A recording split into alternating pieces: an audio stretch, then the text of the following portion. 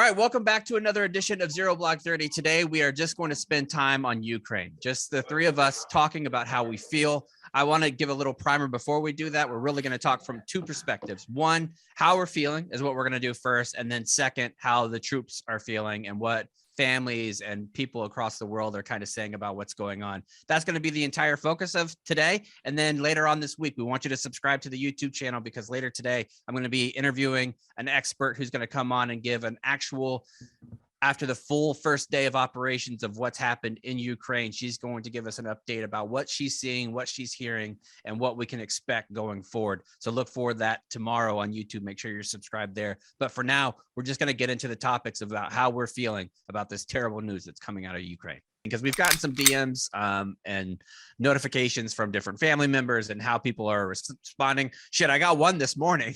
You know, it's all those types. When you're in Afghanistan or when you're watching like what sports game usually has an AFN commercial in it? One of the Thanksgiving Day games, Super Bowl, World Series, college football playoffs, those type of things, where they used to flash over into like Fallujah or Ramadi or Baghdad, and they would have a bunch of troops sitting in a cafeteria hanging out and be like, "Hey, I'm from Ohio. Go Ohio State. Let's go Buckeyes." Right. They had the same type of thing. Folks are in Poland, like waiting for this to kick off. And there was a video from a unit that was like, "Hey, we're from this unit. We love Temple University." It's like, is this the time to be giving local university shout outs? Let's just wait until things calm down a little bit till we know what American involvement is. And as we're recording right now, it's 12:10 and we still don't know, or it's 12:10 Central Time. We don't really know what President Biden is going to say, what he's going to have to offer. We do have some ideas of what's going on in the UK and other NATO countries. It's scary. It's a scary, scary world. And it's one of those times where you see people talk about it on social media where they mention doomsday scrolling. And that's essentially what it was last night. And I think Putin and his mental mastermind games that he likes to play did it intentionally to fuck with Americans too a little bit. Having the invasion go down at 4 a.m. in Ukraine time was around 11 o'clock, 10 o'clock here. So we're all staying up. The rest of the world is staying up and watching what was happening. As the videos were rolling in, there's different organizations, different big military social media accounts like OIFN Nation that was putting out stuff. There's another account called Atlas that was putting out videos that I was seeing in real time as it was happening minutes later. Remarkable stuff that's happening that we have the chance to see. But we also see some terrible things, some terrible, terrible things. And Kate, I know you've been paying close attention, Cons. I'm sure you have as well. Kate, what's sticking out so far to you as we are in the early hours of Russia's invasion of the Ukraine? Well, first of all, I mean, just kind of the suddenness with which, like, I feel like deep down we all had this hope, like, Putin's just Putining again. Putin's just doing classic Putin shit. Oh, they're bringing some troops to the border. Classic poking everybody with a stick, Putin, whatever. And there was this Twitter thread that really struck me last night. Nolan Peterson, he writes for Coffee or Die. He is a U.S. Air Force special ops pilot who's been in the Ukraine since 2014. So he too, he's there. And last night he tweets, because people kept saying every day, is today the day? Is today the day? And finally, last night he tweeted, "Something bad is in the air tonight. We're under a national emergency. Airports are shutting down. Military reserves have been called up. I lack the talent to express what it feels like to be in this European capital, home to millions, and feel a chill that has nothing to do with the cold as we brace for a distant madman's wrath. It's just unreal and unbelievably tragic. I'm sitting here waiting to hear booms of missiles and bombs. I'm sitting here waiting for the lights to go off and my links to the outside world to go dead. I'm sitting here thinking about all my friends across this country and on the front lines. I'm sitting here wondering what a parent tells a child on a night like this. I'm sitting here wondering what our world is going to look like when the sun comes up a few hours from now." He goes on a little bit, but I felt like that spoke to probably what most Ukrainians were feeling in that moment. You could feel in the air, and just scrolling online, like you could tell. The U.S. diplomat was like, basically said like it's about to go down. And then almost immediately after that, I saw another account say Putin's giving an emergency speech right now. Like pretty much as soon as Nolan Peterson's thread ended, Putin started giving an emergency speech, which many believe was pre-recorded Monday, whatever, classic Putin. But he said, "We've decided to launch special military action." And to NATO, he said, we're ready for all outcomes. All our decisions have been made. And then only minutes after that, and he said the speech is over. Only minutes after that, Nolan Peterson started tweeting again, and he said, explosions in Kiev.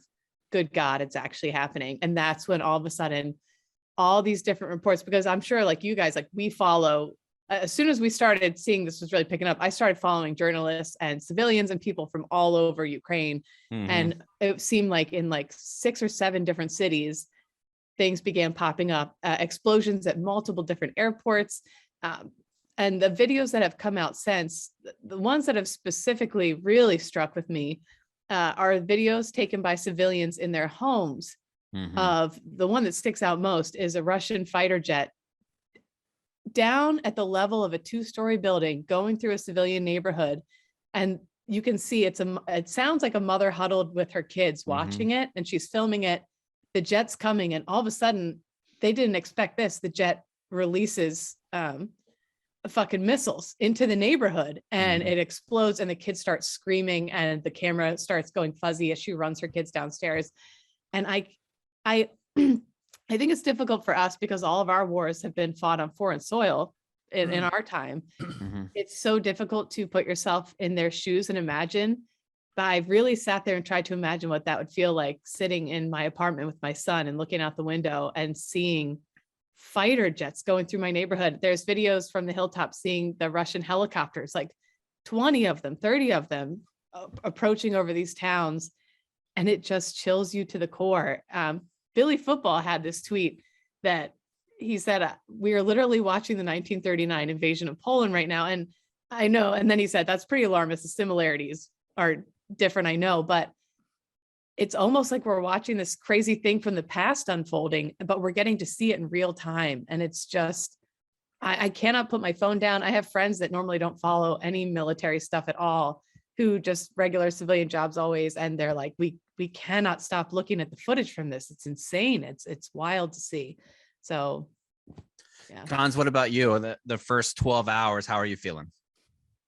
A little unnerved, because to Kate's point, in my head, I was thinking, yeah, this is just Putin posturing as he's wont to do, and something will get figured out. And that's the optimist in me, obviously thinking that we could find some sort of diplomatic resolution to this. But then you take a step back further and you remember Putin's a madman through and through. He is, not rational. And anyone who thinks they're inside his head and they understand what he's thinking is lying to you. I don't believe that anybody on anywhere on social media, on the news, can come to any other conclusion than that he's somebody that we cannot predict. So at this point, we have to treat all scenarios as possible. And unfortunately, that came in the form of those explosions and that attack that happened last night. And not even just that, Cons. When Putin's given this address that Kate alluded to earlier, he also mentions that if anybody from the West or any other countries that aren't directly involved, that they will see retribution, the likes that which we have never seen before, or that we've never seen in U.S. or in history. So I think that is adding to nuclear. And basically, we all took that as he's talking about nuclear war. Right. And they had the most warheads of anybody. Right. One of the other things that really quick that stood out to me is Russian riot police had to tell protesters to disperse in Moscow.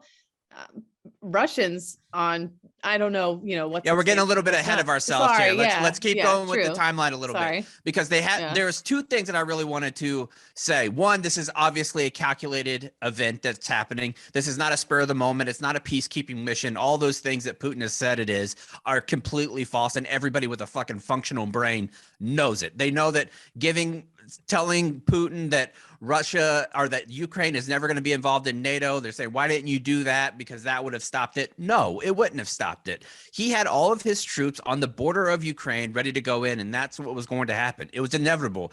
All of the shit that we've talked about military intelligence and U.S. intelligence over the past 2 years, and rightfully so, with what's happened in Ukraine, what's happened in Syria, what's happened really around the globe. We've missed the boat a lot. U.S. intelligence nailed this every step of the way about how this was going to happen, what they were going to do. The sad part is that you have groups like NATO and the UN who really feel feckless and toothless right now in what they're doing. I feel like the moment the first tank leaves the demarcation line, you have to have swift and heavy sanctions. You can't wait to see what the cost of life is. You have to cripple their economy instantaneously. You have to have it in a way where all these oligarchs, all the billionaires that live in Russia, really live in UK and Germany and Brussels and shit like that, and the nice spots in Europe, where they are the ones that are going to have to feel the heat and go back to Putin and be like, you got to stop this shit. I don't know how that happens, if it's going to happen. One thing that what has to happen is we have to be united. The rest of the world has to be united against Russia. And I feel like we say that, and it's almost comes off as a little bit cliche. And one point that I wanted to make of what Kate was talking about seeing the children and fighting on your own land. Honest to God, this morning, I felt really guilty. And I felt guilty because I think back, and I hate to tie in a current tragedy about what we experienced. I did that to people. Like I think about, I did that to people. Like there was times where I rolled in with other men, heavy guns, heavy equipment, and rolled through streets and saw women and children fleeing and crying. Yeah, that was us. Chat. That really just hit home, because I'm thinking back now to all those villages I walked through, and to me, I was in the middle of an armed conflict. To them, it was Tuesday, it was Wednesday, it was any other day of their lives that was disrupted by what was going on a larger scale across the country. And I think it's easy for a lot of folks here in America to make the jokes on social media, to posture one way or the other. But I think what would be so important or effective would be if everyone just kind of like turned off the news channel, stop trying to like parrot your favorite talking head with their talking points. Just take the facts as they are and form your own opinion. But that's impossible to do. I know. And I understand that that's the guy that you are. You are a very positive person. Wants to look. You can't, there is no place to look for the right news without talking again. But I'm not even talking about the right news. I'm not talking about the right news. I'm just talking about, like, if I just put this to you on paper, a crazy man ordered his army to invade another country for no real reason. How would you feel about that? And then, like, because it's these people like trying to defend it or turn it and spin it. And that's just so exhausting. What this guy is doing, and to your point, Chaps, about the whole world coming together, it should be very easy for everybody to come together and denounce what is going on right now, because it's inherently wrong. Yeah, and I think the denouncing is one thing, but you have to have some teeth there. There has to be something that you could do to Putin, and that's what they really have to figure out. And it's going to be smarter people than us to figure out how to do that. I am very encouraged by some of the news reports that I have seen from folks like Dan Lamoth and others who are very, very in the know about what's going on and have high-level defense sources and things like that, much more than we do. I would say there's been reports that an entire Russian platoon turned themselves in and essentially surrendered and said that we didn't realize that our mission was going to be to kill Ukrainians. We don't want to kill Ukrainians. We thought it was just going to be an intel gathering mission. We don't want to do that. Ukrainians are giving them a fucking hell of a fight in a lot of areas too. Like they're using javelins, they're using their weapons that they have. And remember, it is much more difficult to go into a country and attack it than it is to defend it. Like you, to defend it, you have everything, you know where everything is, you know the layout of their land. You see some of that reports going on in Kiev right now with the airport that they were trying to take. And they essentially did, Cons, you'll understand this reference. I'm not sure if Kate will, but maybe she does, Katie Sports. They essentially ran what amounts to a screen pass at the airport, where they let the Russians come in and try to attack They didn't take any casualties. It was just like the offensive line opening it up and everybody comes in. And then as soon as the Russian forces took that airport, they blew it to shit with their own artillery and took out a bunch of the Russians that were there with it. Like, there are things that they're doing. This is not a helpless group of people. Ukrainians are strong. They've been fighting for centuries. Their president, who grandfather was killed in the Holocaust in a concentration camp, he comes out and says that we are going to fight tooth and nail every step of the way. Any person that's from the age of 16 to 60, if you want a weapon, we'll get you one. You can fight in the streets. For years, they've been training civilians how to clear houses, how to protect themselves and shit like that, because they knew that they had Russia on the border ready to do this type of stuff. I think there's a lot of doom and gloom around Ukraine, but don't count those people short. I mean, you could look at it in what we did. We went into Afghanistan and tried to push our superpower on them. They own the land. They know the land. They love the land and were fighting for their bigger. freedom. We were stronger. We had more whatever. But same thing when we fucked up the redcoats. Yeah. The people didn't want it, and in the end, they stood up, and hopefully they won't have to stand up long. I feel like there is a time where you stand up and you defend yourself, but you need some strong folks in the corner. And if you don't have that, like, President Biden's got to come out and do some heavy shit. And I'm not sure how much the world is ready to stomach that, but you have to. Chaps, I'm just gonna say, to one side of that argument, I was thinking about this, and I think it was Thomas Hobbes. He was like, covenants without the sword are of no use to any man, and basically saying, like, you can have all these sanctions, I think, in place and say you're going to do things and have these resolutions that we're going to slap Putin on the wrist, but it might be, and again, I don't know if everybody has the stomach for it, but it might be the UN putting some actual forces together and arming them on these borders to physically stand up, because I agree that the sanctions are necessary, and that will hurt the folks beyond just Putin, the folks that are probably pulling a lot of the strings behind the scenes in Russia, those financial sanctions. But there's the argument that needs to be made that some physical force beyond just the amazing Ukrainians who have this resolve to fight and defend themselves, that they could use some assistance, I think, and it would go a long way. Well, it looks like, the news keeps updating, but NATO has announced, like, yes, we are mobilizing. Maybe a little slow for people who are on the ground in Ukraine, but they are mobilizing, and other countries in NATO surrounding the area are saying, yep, hold on, we're working it out. We'll be there soon. So I don't know what it's going to look like. And speaking again about Chaps talking about the Ukrainian people fighting, we watched a video earlier today of a father saying goodbye to his kids. Like, people are saying goodbye to their kids, sending them off, and they're staying behind to fight. You don't do that unless you are willing. I mean, it is gut-wrenching much. You don't do that unless you're willing to die for your country and to never see your children again. Like, that's a will to fight that I think Russia is wildly underestimating. And you're seeing those types of emotions in varying ways, which is the human condition. You're seeing some, and I experienced it when I was driving, and I'm so far removed from being a Ukrainian, I don't know what that's like, but I do know that what it's like to look in the face of evil and want to not be a part of that and want to fight that with every fiber that you have. And that's what's happening there. You're having people that are willing to fight, but you're also having people that are immensely scared and terrified about what's going to happen to them in their future. Look, we were talking before we started recording. Nick mentioned having a baby. Like, there's certain things that when you have kids, when you have experiences as a veteran, like what you've gone through in your life really impacts how you view the rest of the world.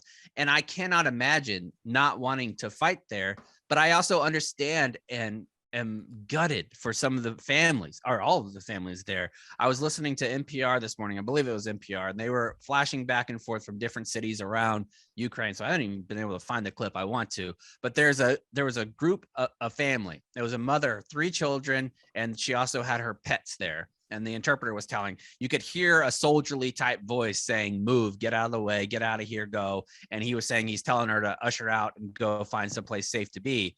And she screams back over and over again, where do we go to die? where do we go to die? Where do we go to die?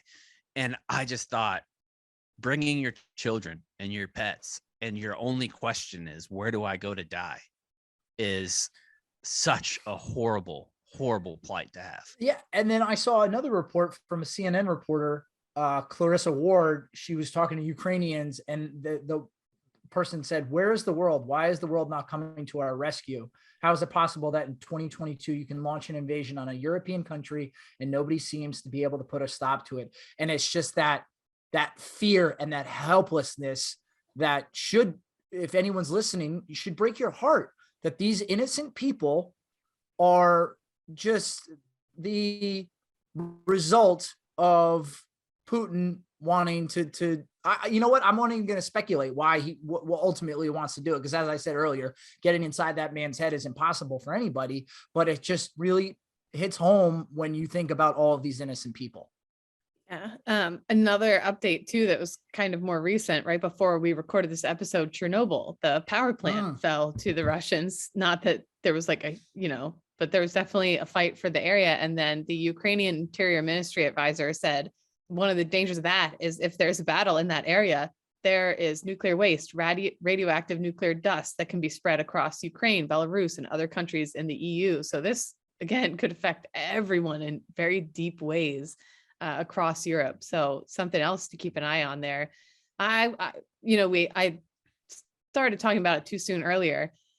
There's protests going on in Russia where they're saying like, what the fuck? And to come out publicly, like they had to send riot police in the capital to send people home. The wealthy, they have shut down in the UK.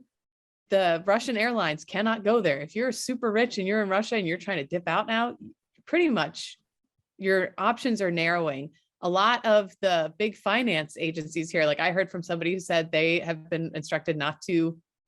The business is being cut off. They've been cut off from the SWIFT system. And for those who don't, the SWIFT system is basically the ability over there to allow money to change hands, to wire money back and forth to various institutions and individuals. Well, do you think, because Russia, I mean, these oligarchs and all this stuff is going to come down on them, these sanctions, do you think Putin I'm sure he expected it, I guess, but yes, but I'm not sure if he expected some of his own soldiers to be like, we don't want any part of this, right? Yeah, because of what's going on. Because there's also been plenty of reports to be like, the Russians are our brothers. Like we have lineages that go back families and generations where we're all tied together. How could you possibly do this to what could amount to like part of your own people, like going back way day? And we're all humans and we're all tied together in that way too. But I think that you're right, Kate. I don't think that Putin expected them to be as vocal right away. And I found a Twitter thread about that from a dude named Max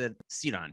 And he says, he goes through a list of a bunch of their high-end celebrities. And I know that people are like, oh, what would Hollywood mean? I think it does mean something. And I think when you have people that are vocally stepping out, because if you step out in Russia and you go against the Russian regime, it's not like fucking Susan Sarandon going off at the Golden Globes. Like you could be in some real shit. Just ask Pussy Riot. They spent years in prisons in and out because of what they did and their stances of what they took. So many different celebrities, like the guy who they say is the Russian version of Stephen Colbert. He said fear and pain, no to war. There's so many of their celebrities and their really important folks, they're influencers, I guess, for lack of a better word. And not that they're out there doing like TikTok dances and shit, but people who mean something to Russian society. They're saying, we don't want this.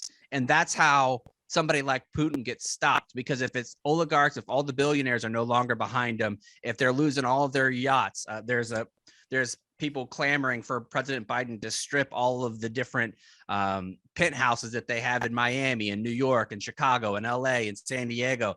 Take all of those. You can't have them anymore. All your kids that are going to private schools across the world. Nope, no, they're not. They got to go back to Russia.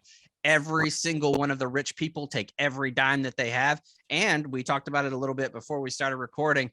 Their currency is already down 40% in just a few hours, 40%. Germany's is down 6%. always, always, always, when it's a global conflict, money matters. And I think if you can destroy their economy for the rich folks there, and it affects the European bottom line too, this is still a capitalistic world. And I think that that is going to ultimately matter more, sadly, than the lives that'll be lost. Yeah, you're right. That's the way to affect some sort of swift change. And I think it's important to note too, like with that thread, and I read that thread that you mentioned, there's this belief, I think, that just Russians are bad. It's like black and white. Oh, because like, of movies, dude. I mean, exactly. Fuck, we've all seen behind enemy lines. Yes, we've seen behind. I think that's lines. a Chechnya, though. That was the Balkans, I think. We've seen Rocky IV. You know, we have this belief in our head that everybody from Russia is a terrible, ugly person. And you see with some of those quotes with these people saying, we don't want this from our country. We're proud to be from Russia, but we don't want to impose our will on this other country just because of whatever but reason. I am sure there's a ton that do. Like, Yeah. Oh yeah, don't get me there's wrong. a ton I'm that not do, by for no sure. means. By Not no a means real am I pieces of excusing shit everybody. over there. Yeah. Right. But I think it's important to point out that not everybody wants this, because that's the other thing I was thinking about too. Think about this. If you put 2 bowls in front of every person on this planet, regardless of country, yes, ice cream. And the one flavor of ice cream was war, and the other flavor of ice cream was peace. I think by and large across the globe, people would pick peace. Like, I don't think there's a lot of people out there that want war, just in general. So I think a lot of times your perspective is like reading a Pinterest quote board. I'm serious though. You The really most think pie in the sky guy? I love it, Con. It's something that I can set my watch to it like clockwork. Something terrible's happening. Be like, look, guys, we still have an education.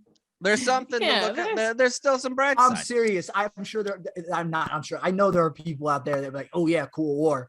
But I just think most people. Yeah, dude, look at our fucking comments on Instagram. These people they're wanting to go. And another quick ad read before we move on. Make sure that if you need some new boots, go to Rocky Boots. Rocky Boots builds boots for the men and women that serve and protect the country. Designed and built in the U.S. for each individual branch of the military. Most recently has gone side by side with the Marine Corps. Not only does Rocky Boots make the best boots for our service members, they are awesome boots for in between times where you're goofing in your yard, you're doing whatever. Go to rockyboots.com and enter the promo code ZBT at checkout for 25% off your next purchase. Because as you know, whenever you're doing a little bit of military operations, you need some good boots. Change your socks, eat some Motrin, and get some Rocky Boots. And ours is usually pretty calm for military pages. Like, ours is pretty calm for the comments. I log it. I'm like, good Lord. Like, do you know what it means? Like, I said last night, like, what would you like to happen here? What do I think that we're going to turn Russia into a glass parking lot? Like, I fucking hope not. Those are people, man. Like, right. Is this going to be like Hiroshima and Nagasaki? No, dude, I fucking hope not. Like, I've been to those museums and seen some of the stuff that's happening. No, like, we don't want that. I don't want war ever. Right. I mean, it is inevitable sometimes, but yes, that's my point ultimately. If we can avoid it, let's do that. One other thing I know we've already talked about, but as you guys are talking, I keep kind of, because this is going on as we're talking. There's more and more updates happening. It's night now. Yeah, there's going to be so many news stories that come out after we record. Those protests that I'm talking about, 44 cities across Russia. The images coming out now from Moscow are incredible. Over 1,000 have been detained. I mean, the streets are filled with people, and that gives me a little bit of hope. But again, then you think about how irrational Putin is, you know, it doesn't matter. So, and also something to note so far, the Ukrainian health minister has stated that 57, both civilian and military, have been killed in Ukraine so far in this initial invasion. Another thing that I was seeing, and to give people kind of an idea too, we use them for stories all the time. Task and Purpose, their Instagram has been really great at keeping up with what's been going on. Shout out Kyle. There is a map that kind of breaks it down. If you look at Ukraine as a whole, there's 1, 2, 3, 4, 5, 6, 7, like there's 7 main spots, mostly along the top of the Ukraine, obviously where it touches Russia. But then I was kind of surprised to see, of course, down at the bottom too. So it's like kind of goes around the top of the right side and the bottom of Ukraine. Yeah, where they had originally said at the bottom part where they were like, oh, there was an amphibious landing. No, there wasn't. No, there wasn't. And there's a lot of misinformation coming out too. There's photos of blurred. Look at all these Ukrainian bodies strewn alongside the road. And then it was actually a military commander said, don't believe everything you see. The blur is removed and it's just garbage. Mhm. It's just trash.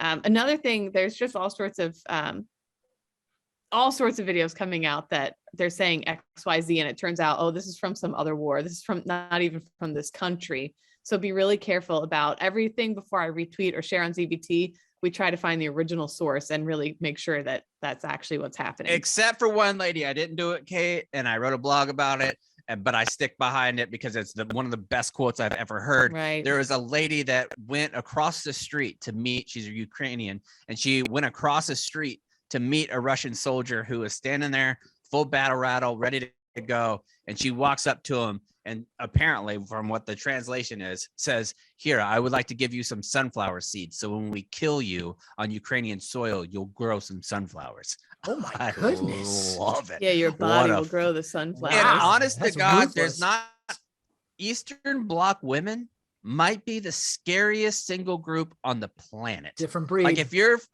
Ukrainian women, dog, no way. I bet that soldier at the moment, even though he's standing there with a semi-automatic rifle, I bet he thought, I'm about to grow some fucking sunflower seeds. They're gonna kill me. I legitimately believe them. Yo, And I want to give one caveat before we continue.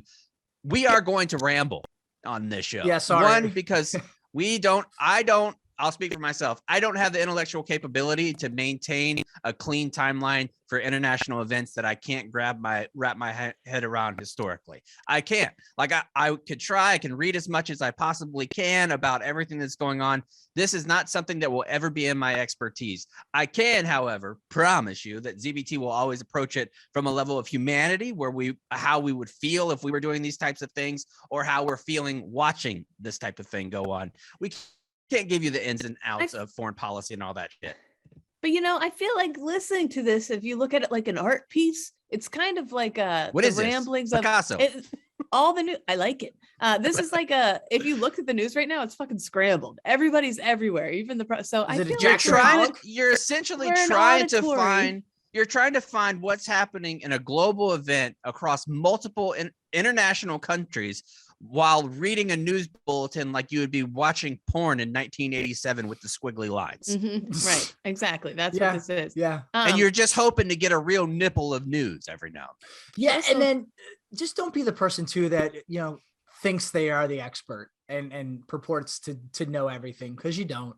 You certainly then. Are I you do. aware what podcast you're on, Con? That's what we do all the Yeah, time. we pretend. It's a little pretender be game. Don't pretend to be expert. Yeah. That's the entire premise of this show. You were a captain. I was a staff sergeant. She was a corporal. We don't know shit. Couple But new I appreciate things. that people come to us for Yeah, to because they hear don't know shit anyway. either, and they want to hear other Right. people that have their Right. same kind of thoughts that talk about it like you would in your platoon room. Like that's what this is Correct. about. This ain't a G level office chat. Mm-mm, Right. mm-mm. Mm-mm. Oh, speaking Couple- real quickly, Yeah. protest. There's even one going on. A buddy of mine, he's of Ukrainian descent. There's one in New York City today, outside the Russian embassy. So that's Oh, why I I'm mean, sure. it's hitting home here. And I do feel for people because I've gotten a bunch of mentions or a bunch of DMs about it. And I bet you guys have too. What can we do to help Ukraine? And That's a great I don't question. have no idea. Red Cross and stuff like that is like your best real bet right now. I mean, once those types of things start coming out, we'll definitely disseminate that information too. Also, don't be a fucking moron saying Putin's a badass online and whatnot. Tulsi Gabbard. Right. I'll say Lieutenant it. Being a Colonel? little bit of a dumb bitch, man. With all due respect. With I all like due. that's 2 shows in a row. We've called somebody a dumb bitch. I feel like We gotta need to call bring men. that back. We gotta start calling Oh more yeah, men. we'll call We them say it to dicks, men too. bastards. We'll call them all kinds of stuff too. But listen, you're calling kids fucking acne fuckers, and you're calling them racial slurs, or if you're giving credit to Putin, we are going to call you a dumb bitch. We're gonna Simple as call you a that. dumb bitch. Well, that's to my point earlier. Like, take the step back and just take all of this stuff at the face value and what's happening. And I don't think anyone with 2 brain cells to rub together would come to the conclusion that Putin is anything but a crazy madman, and you need to denounce what's happening right now. Yeah. But this is a dumb question. Do you really think she's like they're feeding her what to say? Like, it seems like she's got to be like, I'm an educated No. man, Kate Mannion, but I can't travel on that. yeah. No, I think okay. honestly, all these crazy politicians, they're all like they're playing the politics game. Like, oh, what is my talk track right now that's going to get me in good with my base that is on social media regurgitating all of this nonsense. I think That's not that's all getting her happening. in good. It's not going well for her. But I Go ahead, Kate. just well, you go ahead. I feel like there's a lot of contrarian takes that go on just to be contrarian to make it Yeah. seem like you're the smartest person in the room. Yes. That to me, that is Tulsi Gabbard's entire brand is I want to act like I'm the smartest person in the room. And she is not. So Mhm. Yeah. I feel like that's what happens there. You a don't bunch. always have to outthink the room. Sometimes it's simple. Bad man doing a bad thing. End of story. Speaking of, so on, what's Biden? What is the U.S. doing about all this? One, Biden has been presented with options for massive, as we know, Russia launched a bunch of cyber attacks against Ukraine. He's been presented with a bunch of options to fuck Russia up with cyber war. So maybe physically we're not heading there at the moment, but definitely our little cyber bubbas that maybe goofed on a couple years ago might be pretty badass right now. So that's a pretty big deal. I think the number one attack that we're going to launch is Newman from Jurassic Park. All the Russian computers are going to be going, So that would work. Also, Biden has pledged to avoid world war. So what a relief, take that at face value. But can I get more into what's going on with our troops? Yes. A little bit. Okay, thank you. This is from the Washington Post, who had Hold on, before we do that, we have some Yes. business to Okay. take care of, and this show is presented to you by our good friends at WhistlePig. I'm not going to go into a full-out ad read. WhistlePig, I hope you understand you're a fantastic product. Thank you for being the presenting partner all year. I'll do an extra long ad read for you guys. I feel like you should understand and that you will understand. This is a big deal. You might want to sit one out and have a WhistlePig at the end of the night after dealing with stressful news all day. Kate, you wanted to go into how some of the service members are feeling. What are you seeing on that front? Yeah, well, so I was wondering, what does this mean for our troops? And I was thinking, like, as this going down, again, I got a lot of messages last night. You were talking about this brought up a lot of feelings, like seeing this happening again and everything so soon. I was getting messages last night from Iraq and Afghanistan veterans being like, man, this brings back some memories. And I was thinking about all the families here in the US who have troops deployed in Eastern Europe last night going, oh my God, where is my son or daughter going to be tomorrow or the next day or the next day? Like, what is going on? And I think it's even worse in that area of the world where most Americans have legitimately zero idea where it lies on a map. Like Poland, Chechnya, Czechoslovakia, Ukraine, Yugoslavia, all of those countries are essentially the same. And most of our brains. It's just like, where are those? Oh, they're over there. They're just over there. That's about the extent of it. So the Washington Post had a good who, what, where, when, why breakdown of what's going on right now. Again, this is from a few hours ago. Things could probably have changed, but this is the latest that I have. Already this week, we sent a bunch more stuff we sent a lot of stuff to Eastern Europe. Fighter jets, attack helicopters, infantry troops. We bolstered it in this past week. We sent a lot more. These additional personnel are being repositioned to reassure our NATO allies, deter any potential aggression against NATO member states, and train with host nations. So we're backing up these NATO states. Why is the US willing to deploy troops in Eastern Europe, but not in Ukraine? In short, obligations. And this is interesting because a lot of people had a lot of questions about this. Like, why are we not doing something more? In the aftermath of World War II, the US, Canada, and several allies in Western Europe obviously started up NATO. NATO expanded for years from 12 nations in 1949 to 30 today. It's grown to include former Soviet republics, Latvia, Estonia, Lithuania, and this has pissed off Putin. Other former Soviet states, notably Georgia and Ukraine, have sought membership, but their applications have languished in part because allowing them to join would require the rest of NATO to defend them against Russia. So, and I hate UN. The UN is, I don't know if I should say I hate UN because I'm sure they do a bunch of good shit. Yeah. I was fucking furious last night because there's certain things in government that I hate, like parliamentary procedure. The fact that parliamentary procedure can derail what the entire world wants to do is insanity. Like the fact that last night you had the Russian ambassador from the Russian Federation ambassador to the Ukraine or to UN was talking and was saying, we still believe in peace. We're going to have a peacekeeping mission as bombs were actively dropping on Ukraine. Ukraine is sitting there looking the dude dead ass in the face. And we're going to use this sound, actually. Here's the sound of what happened of this Ukrainian ambassador. It's chilling. Because about 48 minutes ago, your president declared the war on Ukraine. So now I would like to ask the ambassador of the Russian Federation to say on the record that at this very moment, your troops do not shell and bomb Ukrainian cities, that your troops do not move in the territory of Ukraine. You have a smartphone, you can call Lavrov right now. We can make a pause to let you go out and call him. If you are not in a position to give an affirmative answer, the Russian Federation ought to relinquish responsibilities of the President of the Security Council, pass these responsibilities on to a legitimate member of the Security Council, a member that is respectful of the Charter, and I ask the members of the Security Council to convene an emergency meeting immediately and consider all necessary draft decisions to stop the war.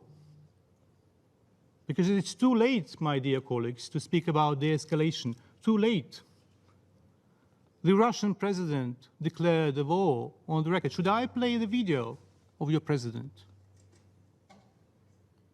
Ambassador, shall I do that right now, or you can confirm it? Do not interrupt me, please. Thank you.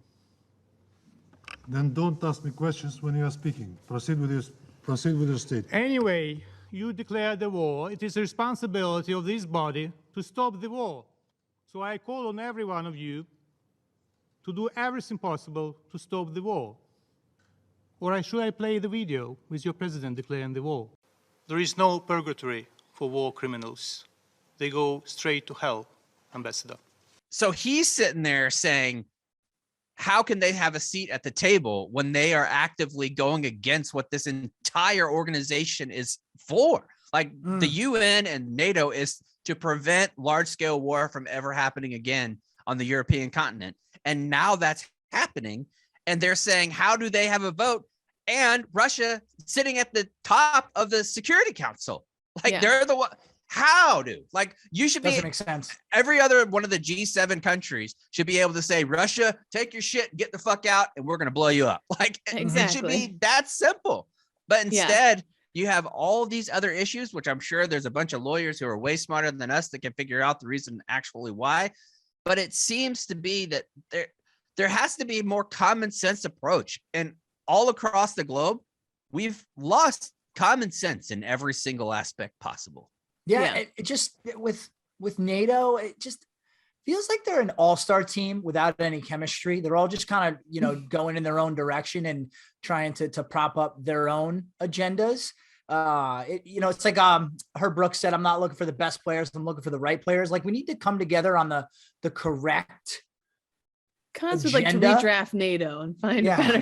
But I would basically, like to put NATO back together. Somebody said something good too. As NATO grows, Putin gets more and more pissed and uses that as an excuse for being a piece of shit. Somebody made up a good point though. Well, if he takes over Ukraine, because he's like, well, I need Ukraine in my sphere of influence to keep NATO away. Well, if you take over Ukraine, you'll be right next to several NATO members, but neither here nor there. How many US troops are deployed in Europe and why? Even in peacetime, the Pentagon's presence across Europe is vast. More than 90,000 US troops are on the continent or sailing near it already. So that's something to remember. I feel like the news makes it sound like we've only got like 5,000 troops over there because they recently got deployed. So there's 800 bases or outposts that are manned by the United States in Europe. 800. Right. We've got 90,000 in the area, 35,000 in Germany alone. The military relationships across the continent are driven in part by deals established in the liberal world order, a framework established after World War II. What has the Army done in recent days? Among the first steps the U.S. military took was deploying several thousand from the 82nd Airborne in Fort Bragg to Poland. The Pentagon also deployed a unit of about 1,000 soldiers operating Stryker armored combat vehicles this month from Germany to Romania, where they joined about 900 other U.S. troops who were already there. A smaller company of soldiers numbering more than 100 are in Bulgaria. The moves announced by the Pentagon this week escalate weapons and all sorts of stuff arriving to the, like I said, stuff. There's a lot of stuff, but we're probably a whole bunch sending of just stuff. ass loads. Like, And the fair enough. javelins are effective. They're the ones that are taking out the Yes. tanks. I mean, there's been videos of the tanks essentially completely destroyed from a javelin. So that's basically where we're at. That's where we're sitting right now. I don't want to draw this out and do a lot of speculation and shit like that. And I'm sure that you all are paying attention to the news too, but that's where we are. Hopefully on Tuesday when we come back, and if something insane happens, we'll have special episodes or smaller things to keep you informed. We are going to be on top of this every single step of the way as best we possibly can. If you're seeing stuff, send it. Like, we are definitely relying on the baby girls for this too. Like, you guys are going to need to send us stuff that you're seeing if it's interesting, or if you're getting things from your commands that are giving you some updates about how training schedules are going to change or what you're looking at. We'd love to hear that so we have a better scope of what's going on. Other than that, stay safe, be good to each other. Try not to be a dick online. Like, there's really, we're always fucking kind of snarky and doing all that kind of shit. The world is in a stressful place. People are in a stressful place. Be kind to each other. Please. Sound the retreat.